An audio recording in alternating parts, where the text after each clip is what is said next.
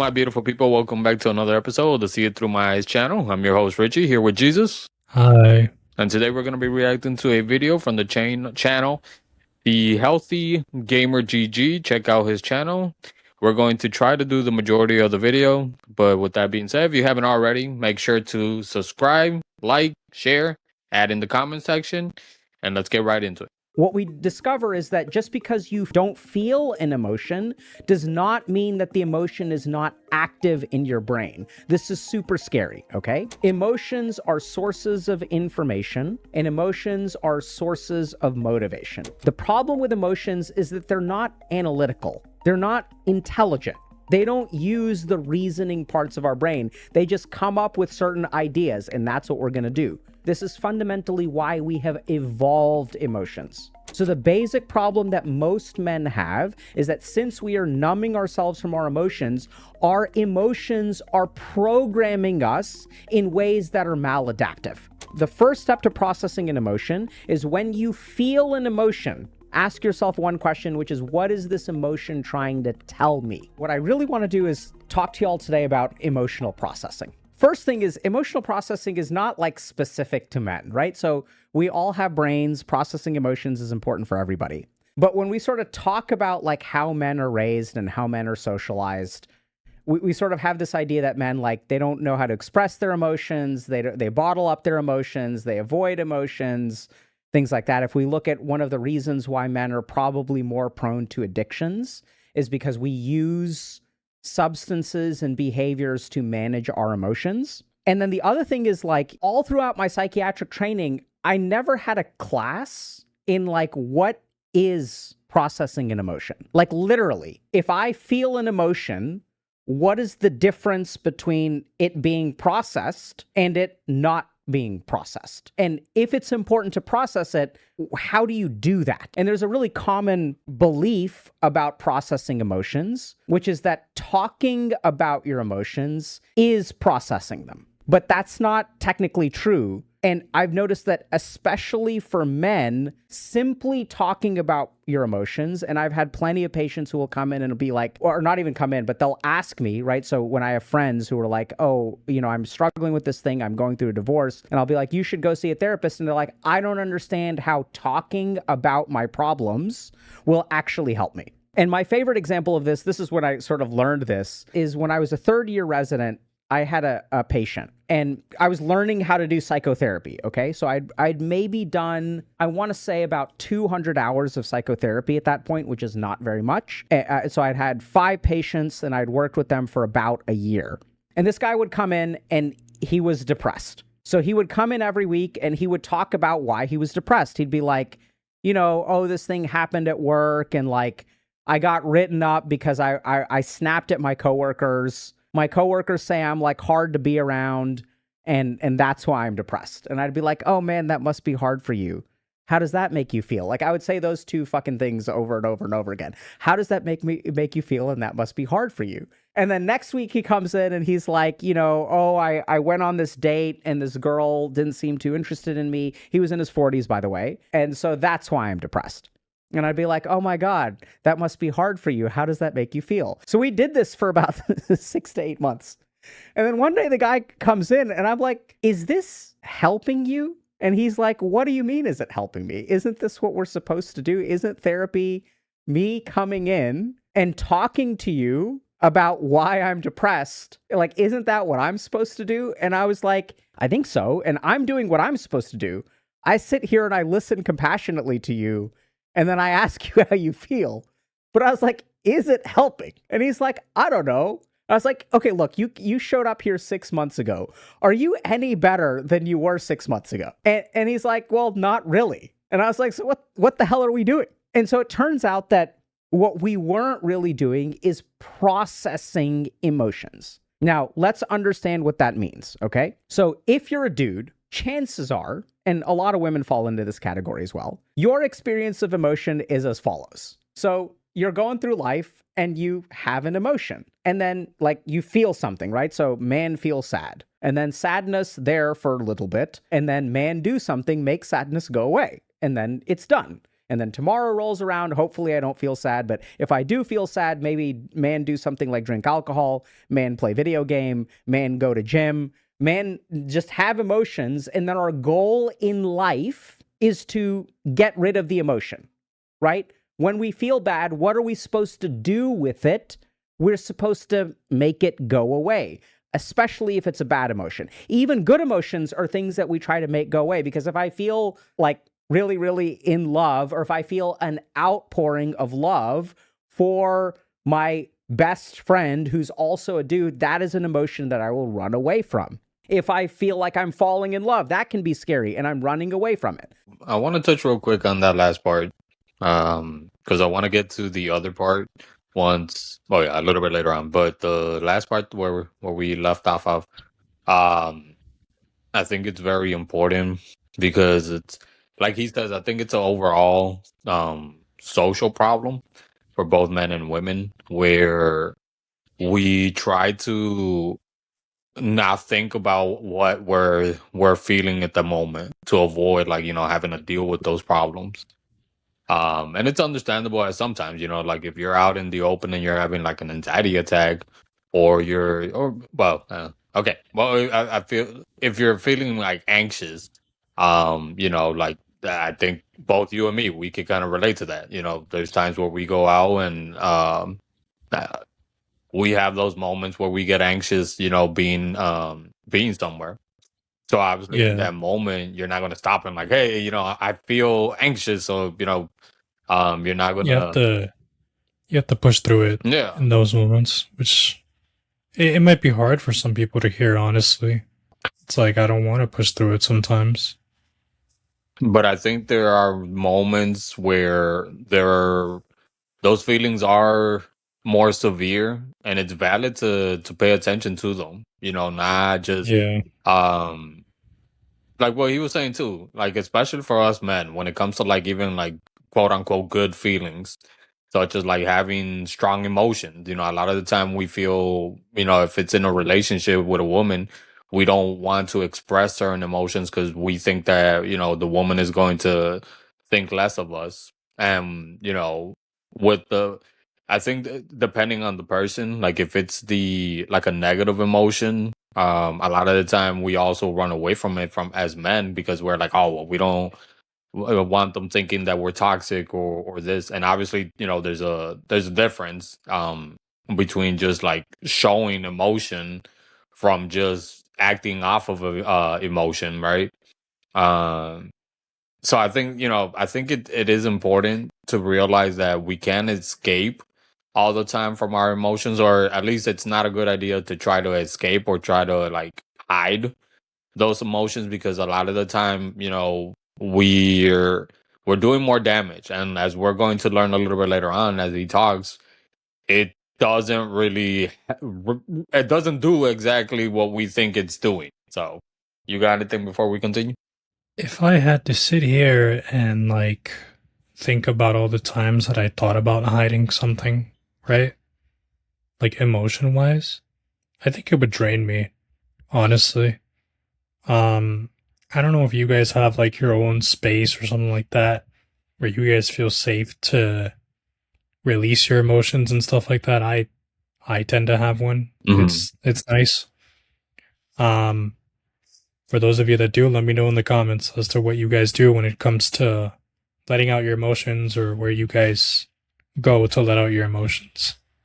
And I think it's important to have those type of spaces. It's been demonized Yeah. so much because it's quote unquote woke, to say like safe space, but we all need it to express, Yeah. like to process those emotions, instead of just either suppressing them by doing, like getting distracted, or turn into something that's addictive or that keep our mind busy, or again, just try to completely ignore it and just, oh well, I'm going to force myself to feel better at the moment. It's like, no, you gotta process through it. So for most men, emotions, like, they kind of arise and they sort of disappear after that. We try very hard to make them disappear. Now, the problem is that they don't actually disappear. Okay, that's the first problem. So if you look at studies on trauma and dissociation, what we discover is that just because you don't feel an emotion does not mean that the emotion is not active in your brain. This is super scary, okay? So if you're a dude and you feel a lot of a negative emotion, there's a really good chance that you will feel numb afterward, or you will try to make yourself feel numb. You'll drink alcohol, you'll play video games, you'll watch pornography, you'll even go to the gym and just start lifting iron, which is great. I love going to the gym for the sake of your mental health. It really does help, but that doesn't directly deal with the emotion in any way, right? We basically do stuff until our subjective experience of the emotion disappears. And frequently what we do is numbing. Okay, when we have emotions, we have this part of our brain called the amygdala. This is where we feel fear, anxiety. This is our survival center of the brain. And then we also have this thing called the limbic system. So in our brain, we have two kinds of things. We have circuits, which is connections from different anatomical parts of the brain, different chunks of the brain that then connect to each other.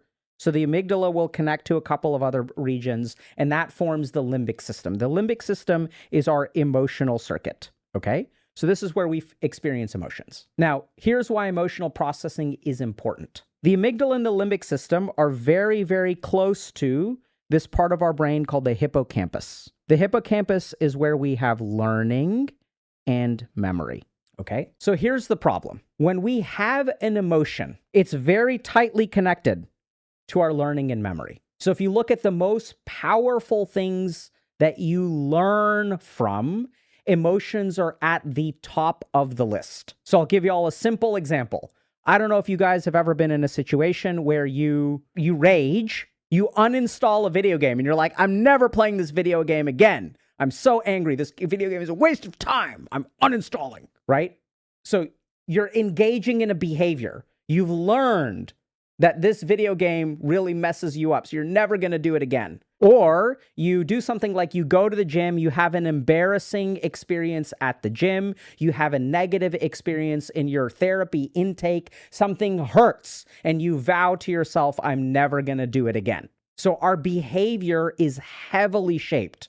And you can say that you learned, right? This is like, where is this motivation coming from? It's because you learned that this is a bad experience. You have a negative emotion, and so you learn a lot from your negative experiences. The really scary thing is when we numb our emotions, this circuit does not shut off. In fact, the opposite. When we numb our emotions, just because we have the dorsomedial prefrontal cortex that's going and suppressing this circuit is still active. This is what's really scary. See, most men that I work with struggle with getting themselves to do something.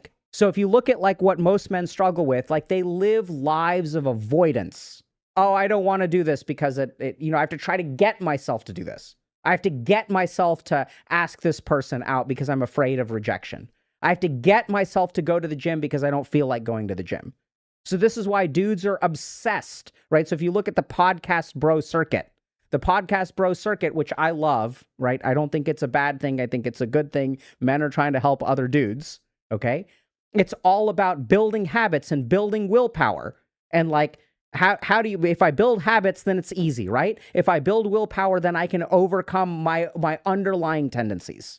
But here's the key thing that I want y'all to think about. Where did those tendencies come from in the first place? Why is it that my default programming is to behave in a particular way? Why is my default programming to play video games? Why is my default programming to avoid certain situations, avoid certain groups of people? So I think avoidance is huge here, right? So I need willpower to overcome this avoidance. And we get distracted by dopamine. We get distracted by addiction. Oh, it's all dopamine in the brain, dopamine in the brain. And sure, when we're talking about social media and video games, that's a huge part of it, okay? But the key thing to remember is that the programming that you have in your brain is most powerfully determined by your emotions. Okay, so I want to touch on two things that he said, and I kind of want to use my own experiences as examples.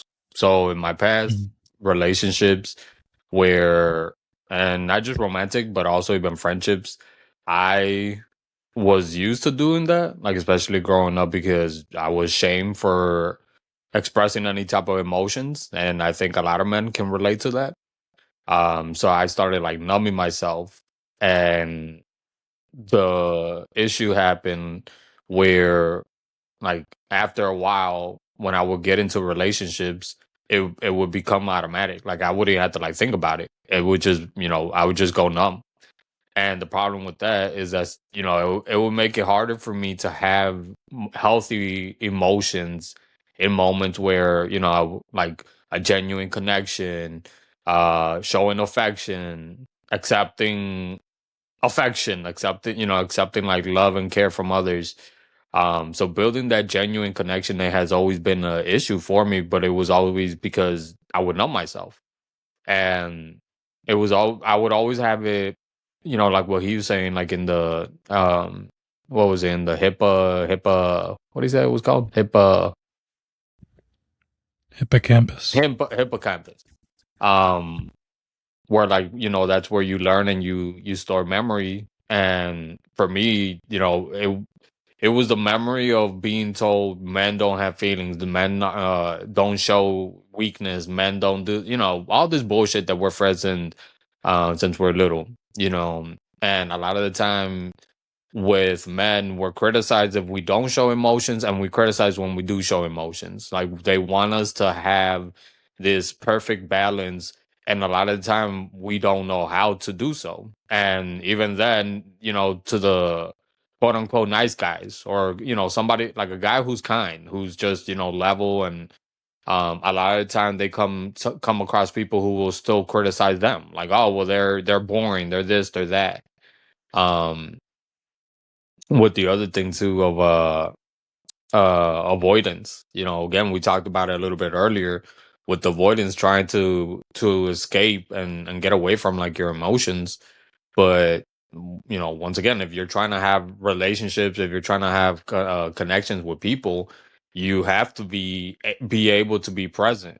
And a lot of the time, we men, we have this like idea that emotions are bad, like all emotions are bad. Anger is fine, apparently, but everything else, it's bad. Like sadness, happiness, like all of that is bad. And it only, like, to a lot of, well, what I see, to a lot of guys, it's only acceptable in certain situations.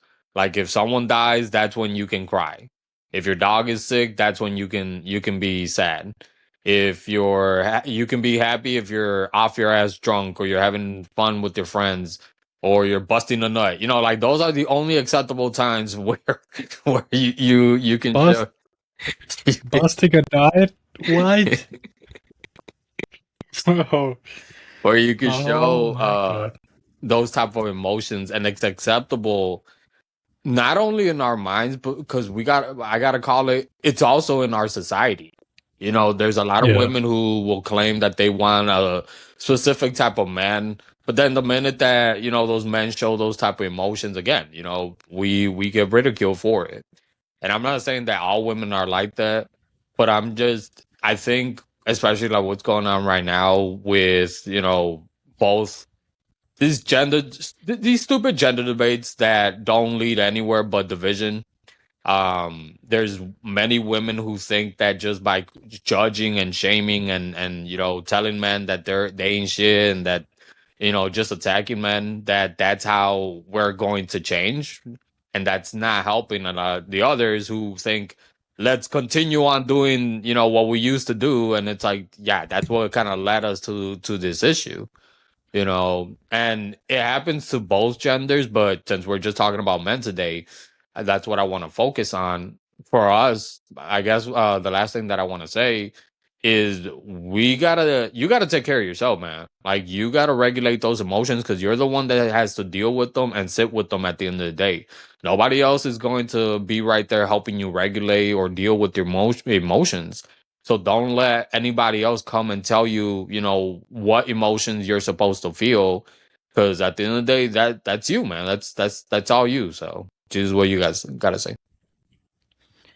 I always sunk myself into video games a lot, especially when I was little. Um, I think it made me, it helped with like avoid feeling lonely Mm. and stuff like that. So for me, it's like, oh, if I can get my hands on a video game, I'd be fine. Just emotionally, I wouldn't feel like the weight of like my loneliness Yeah. and stuff like that. And it would distract me. And he spoke a lot about how people use other stuff to just not have to deal with their emotions. And I keep like hearing a lot about how like dudes, they go through a breakup, right? And then everybody just is like, oh, get in the gym, do something. But it's like, do you address your emotions? Like, is there anything else happening there other than you like distracting yourself? And that's like a question that I have for like people, like whoever comments on this video too, where it's like, do you guys distract yourselves? Do you guys have anything that distracts you from your emotions? And like what he said, all those are good. Like going to the gym, hanging out with friends, video games, like all of that is good. But there's a time and place for everything, Yeah. And like what he was saying, like talk therapy, it's good. But like something like for me, I've gone through, therapy for years, and maybe it was different for me. Well, I would say it was different for me the times that I wouldn't really like open up, and I would just show up just to like, yeah, I have an appointment, so but I wouldn't really discuss what I was feeling in that moment, so I would leave kind of just feeling the same, and after a while I'm like, I would I would be I would reflect on whatever I was feeling, but nothing really would change, and it wasn't it was different in the moments when I would be in those sessions and I would actually express like my emotions, anger, sadness, whatever. I would come away feeling different. Like one thing that like I've talked about this before. My background in social work. One thing that I learned that it's a social construct to put those labels of good and bad to emotions. There's no such thing. Like there is no good emotion, there is no bad emotions. Emotions are emotions, and your brain doesn't know which one is which. Like it's not until you start putting those labels. So, being angry, it's labeled as, oh, well, that's toxic. No, it's not. Again, it's the way you go about it, the way you process it. Then that becomes toxic. But feeling those emotions isn't bad. Feeling those emotions isn't being toxic. And again, for dudes that's, oh well, man the fuck up, nut up, don't. You just go to the gym or I don't know, smoke or get some ass. Like you're just pushing it to the side. And as he's going to talk a little bit later on, you just because you push it out of sight, that doesn't mean that it's not there anymore, and it's going to come out in many ways and at inappropriate times when you don't want them to come out. And again, if you want a natural, healthy relationship, that is something that you should kind of be striving for. Like you go in with a healthy state of mind. But even without that, I think all of us want to be able to be healthy, like like emotionally, spiritually, physically healthy, and it's good to do that for ourselves as well, not just all for other people. So let's continue. So we understand this in cases of something like PTSD, right? So what is PTSD? Let's understand this. Let's say I get bitten by a dog, okay? What happens? So when I get bitten by a dog, my amygdala, my survival center lights up, has a ton of blood flow there. I feel an immense amount of fear and anxiety. And what happens the next time I see a dog? How have I been programmed? The next time I see a dog, I feel fear. The fear reactivates. I'm not even being bitten. It is simply the exposure, me seeing a dog or even hearing a dog bark or smelling a dog. I walk over to my friend's place and I see that there's a bowl of dog food. And then suddenly my heart is pounding. I'm like, oh my God, I start sweating. I start getting scared. Like, what the fuck? Am I afraid of bowls of dog food now? Right? So I want y'all to appreciate the neuroscientific mechanism here, which is that when I experience a negative emotion, it changes my hippocampus and I learn from it. So the basic problem that most men have is that since we are numbing ourselves from our emotions are programming us in ways that are maladaptive. And then once I have all of this maladaptive programming of I'm avoiding this, I'm running away from that, I'm not motivated, then I try to use all of these compensatory mechanisms like willpower and habit and taking magnesium at night and using all these supplements. I'm trying to do all this stuff to overcome myself. So here's what I found as a psychiatrist. That is so hard. I've told you guys, I am lazy. I'm still lazy. I've always been lazy. I will always be lazy. You don't need to work hard. You don't need to have willpower. I also have terrible habits. What I find is the most useful thing is to reprogram yourself. And once your default programming changes, then your life becomes way easier. Imagine for a moment that if you did not feel avoidance for asking someone out on a date, if you did not feel avoidance for asking for a promotion, right? If you didn't have those negative emotions, imagine how free your life would be. Discipline and willpower and habit to overcome yourself. Oh my God, it's so much work. I hate that crap. Instead, why don't you just change the way that you perceive the world? So easy. I know, it's crazy.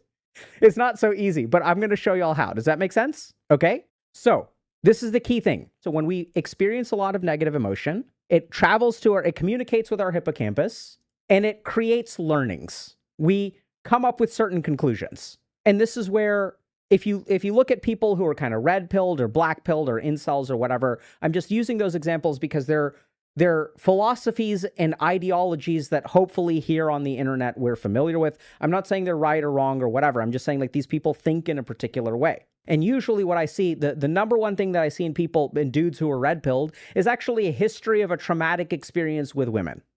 That's the number one thing that makes people red-pilled. They have a negative emotional experience, which then they learn from. It's almost like a form of PTSD. It's not PTSD, but it uses the same trauma architecture. Negative experience followed by learning, followed by those learnings will then shape our behavior. So there are a couple of things that we have to understand. Emotional processing is when those emotions arise, we are not going to let them, without our knowledge, program us. That is literally what emotional processing is. It is when that emotion arises, we are going to metabolize that emotion and intentionally figure out how we're coding our brain. And the reason that this becomes so important for men is because we're not taught how to emotionally process. And since we're not taught how to emotionally process, we do not know how to program ourselves. And since we don't know how to program ourselves, this is why the podcast bros love habit, discipline, and willpower, right? I don't know if this makes sense, but we are so concerned about overcoming our instinctual desires, what feels natural to us. That's why we're habits, willpower, discipline, because we need to overcome the stuff that's down here. And why is that so important for men, right? Why are we the ones that are obsessed with this? Because if you know how to emotionally process, you don't need willpower, or, I mean, you still do on some level, but like you need a lot less of it. I think it's very important to touch on kind of those communities that he brought up that we've talked about on this channel. I have my feelings and thoughts about those communities in particular, but I'm not here to judge. I want to be open-minded because a lot of the time it's society that pushes us to seek those type of communities, or at least seek, like validation, acceptance, belonging. Um, and a lot of the time we find that within, these type of communities. Because a lot of us have been scarred, we've been hurt, we've been told that we're not man enough, and then we've been told that we're toxic men, especially like with a lot of these like toxic feminists and extreme feminist movements. Not all feminists, but like any movement, you have some toxic ones. And I think like in those communities, people have been pushed. Like what I've heard, from people that have been part of those groups, that they like the structure, they like community, they like, the discipline, they like the habits, they like the sense of belonging. you know, and all of that is important. I can criticize the ideology and all that behind a lot of these movements that maybe not everybody, but there's many people within these communities, especially like the incel and the red pill community, who have very extreme ideology that are, in my opinion, very harmful. Um, and not that, again, I not here to judge anybody, but um, my point is, when you do you when we all seek that, right? I think we can all agree that we all seek that. We all are looking for that in life, finding purpose, finding belonging, finding all of that. I think structure, discipline, habits, all of that, that's very important to have. But not everything is going to be healthy. Not every habit is going to be healthy. Not every discipline or, set of discipline mindset is going to be healthy, because trying to overcome what we're feeling instead of processing it, through it, it's again, it's not going to be healthy or helpful. I think, having discipline, having habits, having structure, having all of that, when you're able to also process, your emotions in a healthier way, I think that is way more beneficial, in my opinion. Like, for somebody who has struggled with depression, somebody who has struggled with like anxiety and PTSD and anger issues, insecurities, jealousy, loneliness, whatever, everything, all the above. I've been part of many different groups. I've been an addict to different vices and everything. I've tried spirituality. I've tried, been in toxic relationships.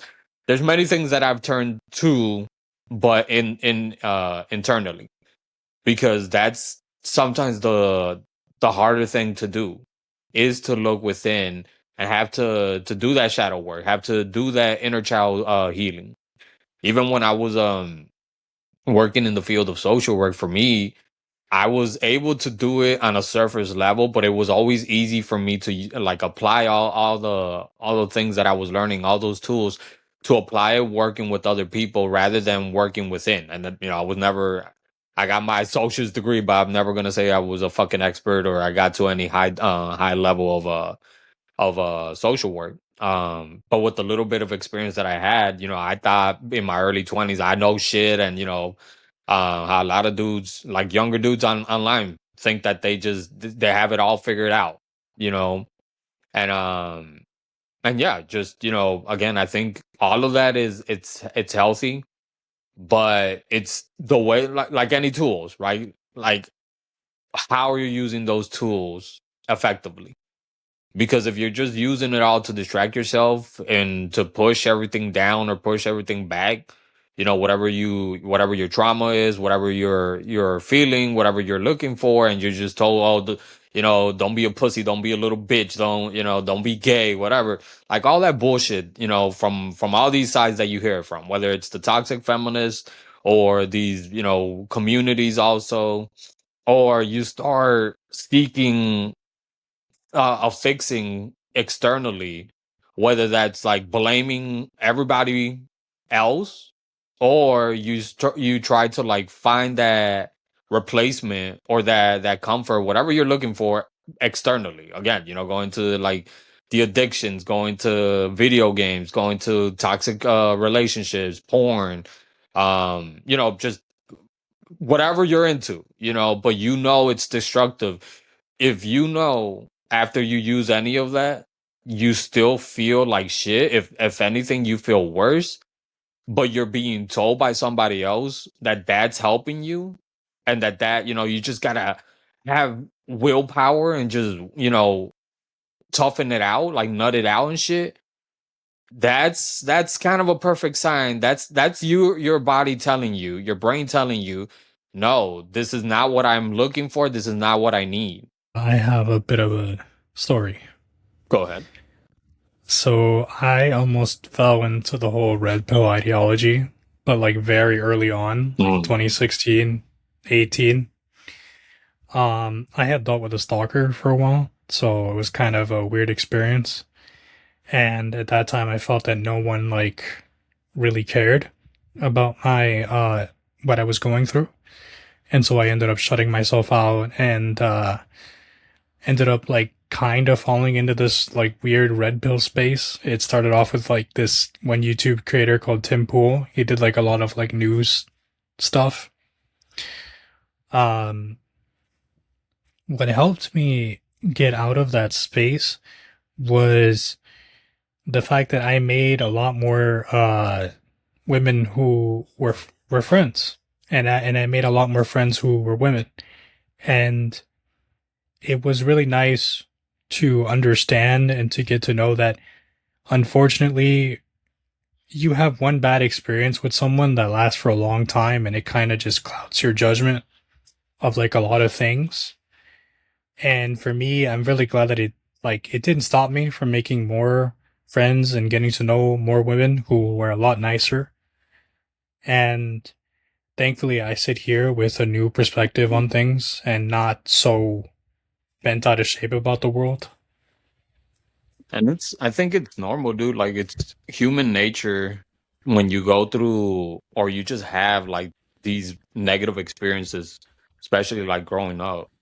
And if that's all Yeah. you see, you know, and let's say like you start thinking or telling yourself, oh, well, it's because I'm fat or I'm too skinny, I'm too scrawny, I'm too short, I'm too tall, I'm too ugly, I'm too whatever.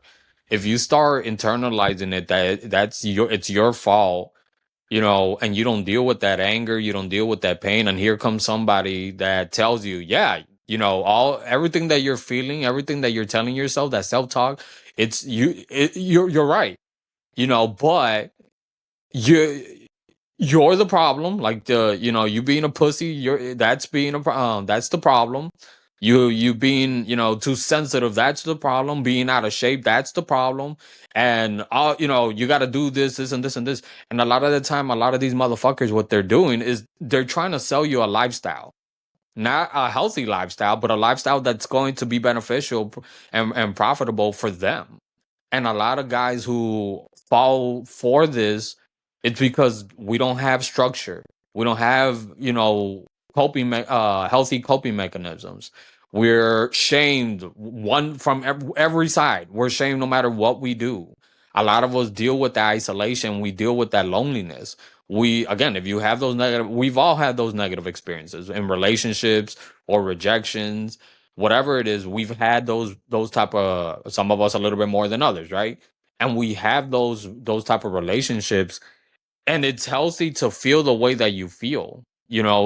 It's healthy to want to find a community that where you're going to be accepted, um and supported to grow.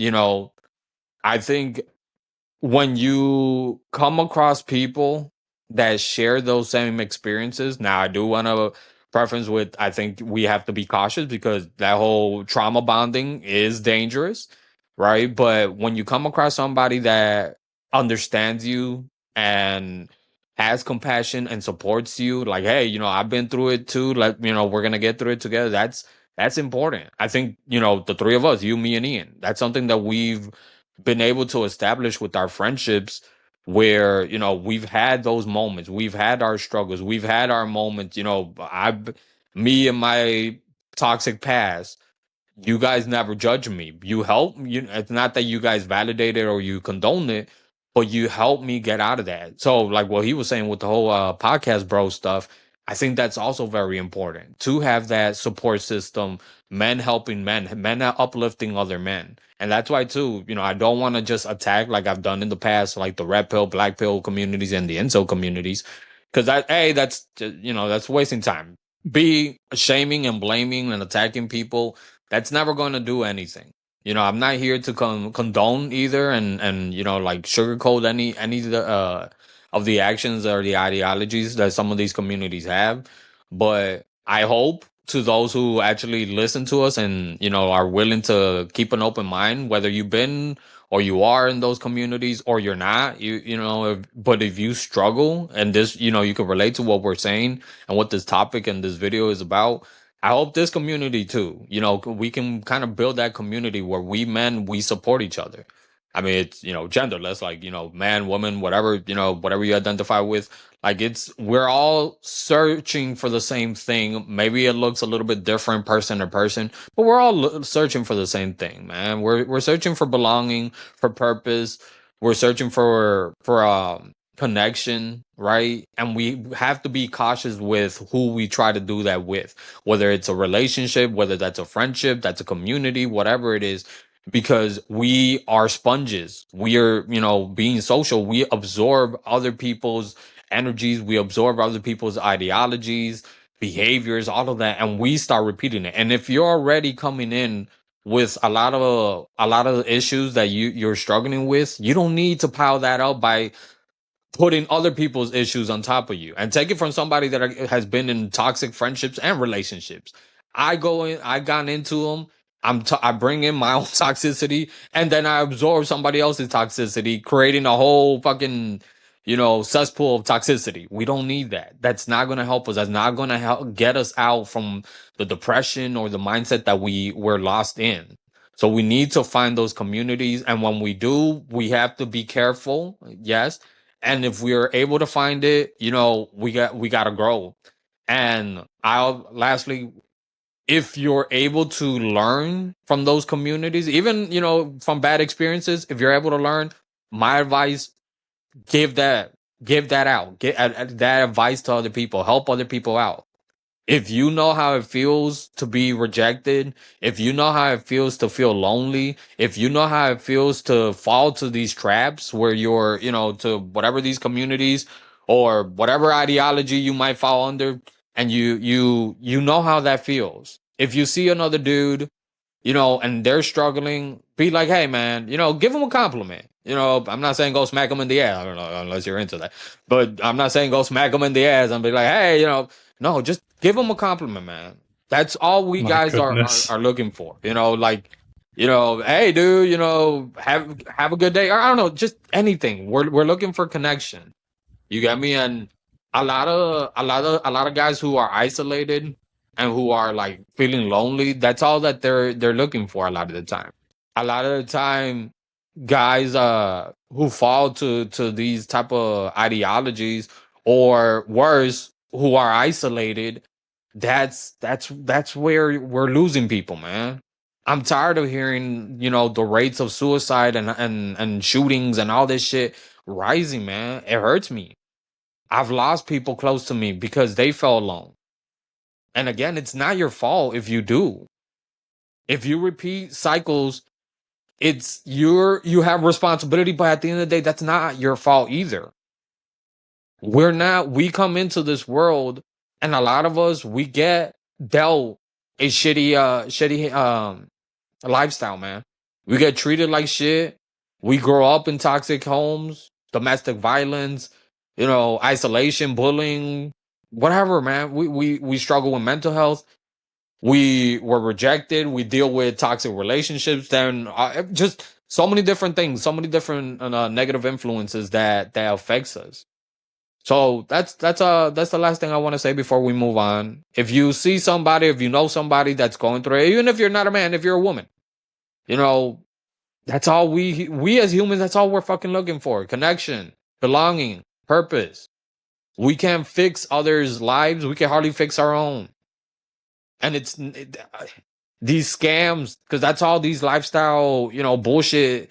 All you got to do is just pump more iron. All you got to do is take this. All you got to do is go ask 1,000 women out, and you're gonna feel better. All that bullshit. It's a quick scheme, man. It's a quick fix scheme, and they don't work. They don't. But before I continue on with another rant, let's continue. Right? So if I can alter the way that my emotional experiences program my brain, my need for willpower to overcome that programming goes way down. And that's what we want to teach y'all today. So the next thing that we need to understand is that when we numb our emotions, they don't go away. So there's this sort of idea that men will bottle up their emotions and then their emotions will explode. There must be some scientific, quantifiable mechanism that explains this. So generally speaking, what happens when we experience a large amount of emotion and we numb it, it goes dormant. It does not disappear. right? And that's how we can bottle things up and eventually explode, because that presumes that, okay, I have 10 units of emotion down here, and then I numb it, and then like, man, feel emotion, man, drink alcohol, man, be hungover the next day. But then the next day that my ex texts me and is like, hey, I was wondering if you wanted to hang out sometime. And then all this rage arises. Right? So then what happens is I have 10 units of emotion down here, and the next day I get 10 units of anger, and then it starts piling up. So even though I feel angry now, and then the anger goes away, like let's say 15 minutes later, 30 minutes later, the anger is gone. It's not really gone. It is dormant. And so the next day rolls around, I add more to it, I add more to it, and I add more to it. And this is how men sort of, their experiences seem to be like, I'm kind of like accruing too much emotion. I have certain coping mechanisms that I'm trying to keep it intact, but I'm sort of losing this war. Even though on any given day I am winning the battle, over time I am losing the war with my emotions. So it starts out that I used to be an 18-year-old kid and I was happy in life, and then this happened in college, and then life became a little bit harder, and then I got a little bit depressed, and I pushed through, I powered through, I got myself out of bed, I continued working hard, I went to my internship, and then I graduated from college, and then I started working, and then I got a little bit more depressed, and things became a little bit more harder, but then I started doing this, and then I started doing this, and the emotions just kind of pile up. And this is what's really insane, is that people will look at, like, you know, privileged, successful men who are suicidal, and they'll ask, well, how on earth can you be suicidal? You're a privileged man. You have so much going for you. You're successful. You have money. You know, society, it's a patriarchy, so you're like, good for you. And then this guy is suicidal. And that's because he's been accruing these emotions. And we're really good at suppressing them. We're really good at coping with them. We're really good at just shoving them way down and performing. So emotions pile up unless they are processed. Okay? Second thing to understand. Emotions are sources of information, and emotions are sources of motivation. This is fundamentally why we have evolved emotions. Right? So I want y'all to think about this for a second. Appreciate this. There's a good chance that even things like Komodo dragons will experience fear and anxiety. Right? Animals have amygdalas too. It's the survival center of the brain. These are really primitive emotions that exist for a reason. Let's say I'm a antelope. I'm a newborn antelope, and I go over to a watering hole and I start to drink water. And then a crocodile leaps out of the water, doesn't leap, it swims to the surface, its mouth opens up, it jumps back. Thankfully, I have instincts, so I jump back, crocodile misses, and then I want you to imagine what happens in the antelope's brain. The antelope feels a huge amount of fear. Amygdala goes over to the hippocampus and is like, hey, we got to learn our lesson. And then in this case, in the case of the antelope has no reason to emotionally process, because it wants that fear to have that learning. There's no like maladaptive, complex social society where people make fun of the antelope because it's wearing these shoes instead of those shoes, or it got its hair cut in a particular way, or it has a silly mustache. There's none of that exists in the antelope society. So for the antelope, the amygdala causing it to learn is fantastic. In our complex society, things become a little bit trickier, not a little bit trickier, a lot trickier. So we have to understand one really important thing, and this is going to help us process emotions, is we have to understand that emotions are very quick ways of getting information. So our brain processes a ton of information that we are not aware of. Our brain is doing all kinds of calculations all the time that we're not consciously aware of. That's how the brain knows to remind you of things. So it's like you're sitting there and you're like driving home from work and you're like, oh crap, I had to get milk. If you think about how is that possible? You forgot to get milk, and then somehow your brain is reminding you, oh, you need to get milk. So your brain is processing a ton of information, and it will make us feel certain ways. The first step to processing an emotion is when you feel an emotion, instead of just reacting to it, trying to overcome it, trying to numb it, ask yourself one question, which is, what is this emotion trying to tell me? So I had a patient once who was on the verge of a breakup. So in a relationship, not the healthiest. Their significant other had started maybe texting like other dudes, messaging guys. Some dude had slid into her Instagram DMs, and he like wasn't quite sure. So he started to have all these negative emotions about it. And so then his experience of it was like, I have to overcome these emotions. Like, let me stop being a pussy, you know? I need to stop being a pussy. And like, So try to push them down. But those emotions are telling you something. If you're in a healthy relationship and you start to feel a lot of weird emotions, it's not that those emotions are right. It's that those emotions are trying to tell you something. It is a primitive source of information. It is not truth by any means, but it is some source of information. So when you feel that emotion, you should ask yourself, what is this emotion trying to tell me? I used to do that a lot. Like, I used to push that shit down, like emotion-wise, like even with my anger, or like when I felt uncomfortable or nervous. And now I kind of just, instead I try to tell myself like, oh, what am I thinking about, you know? What is my mind thinking is going on around me? You know, what am I feeling in this moment? And I also let myself know that, hey, it's okay to feel what I'm feeling, you know? It's important to feel what I'm feeling and to understand what I'm feeling. I still try to tell myself, you know, what I'm feeling isn't right. You know, what I'm feeling is like just my brain being like, hey, this is happening to you, but you're okay. You know? Yeah. And what do you think about what you said about that point? Yeah. So for me, like I said, you know, the way that like things were growing up at home, then things at school, and even, you know, just in I struggled with my mental health at an early age. So, you know, I was always like isolated. And a lot of the time, you know, when I would have to interact with other people, I was always quiet. Rarely was I like, you know, out of my shell. And usually, you know, if the few times that I would be able to interact with other kids my age, you know, it would go well. But then though there were those moments when things didn't go well, and that's when I would explode. And that kind of continued on, you know, throughout like my teenage years when I started like dating. And when I got into like high school, things got more intense. Relationships that I started getting into, you know, whether it was romantic or friendships, I would always explode at a certain point when I would feel, you know, they're not listening to me, they're not taking me serious, they're, you know, they're taking me like a little bitch or whatever. I would explode. You know, there was always I would be quick to violence also.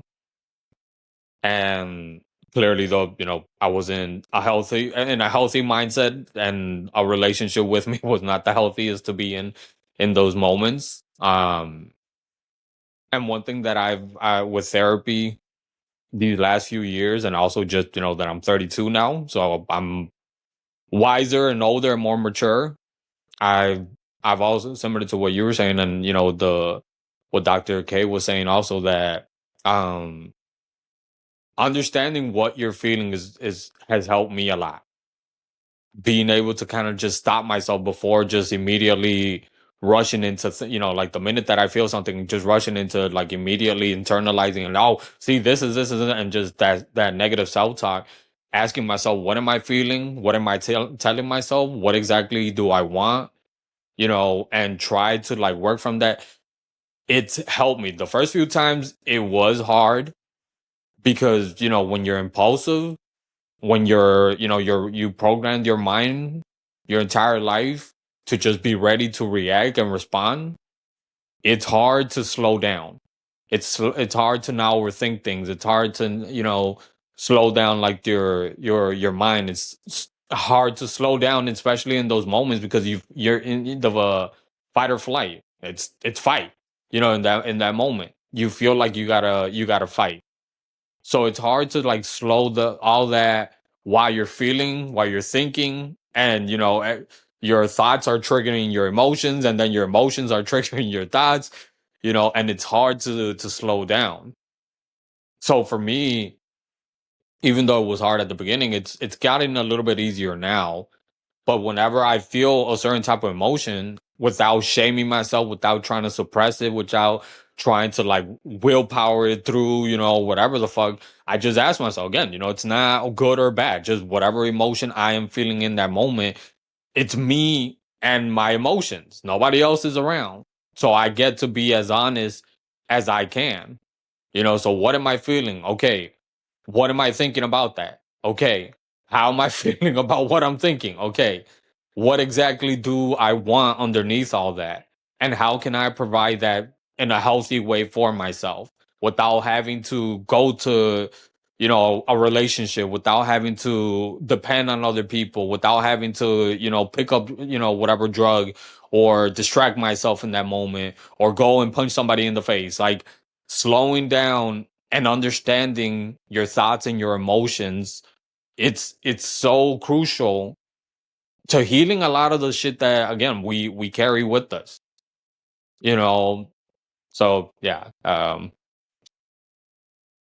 I would highly suggest it for any guy listening, for anybody listening. And if you struggle with your emotions, whether it's anger, in your relationships, if it's insecurity, doubts, or jealousy, um if you're just quick to anger, quick to jealousy, quick to whatever it is, that is a very healthy and powerful tool to use, like with psychology and with therapy. It's very therapeutic, and it's not easy, but the more you practice it, the more easier it gets to use it, and the more results you start seeing. Like you don't understand like how effective it is, how like you interrupt the flow of emotions and the flow of thoughts.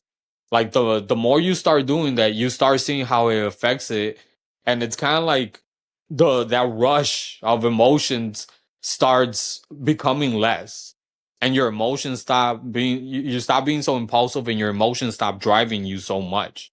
And at the end of the day, I think that's the most important part. Again, it's not about what you feel. It's about how you deal with them, and especially what you do with them afterwards. What's the actions to like your reaction? Like what's the action that you're gonna take? Are you gonna go and say what you're feeling, what you're thinking in that moment, even though you're not in a good state of mind? Are you going to go and do whatever, even though it's not gonna lead to somewhere where you want to be afterwards?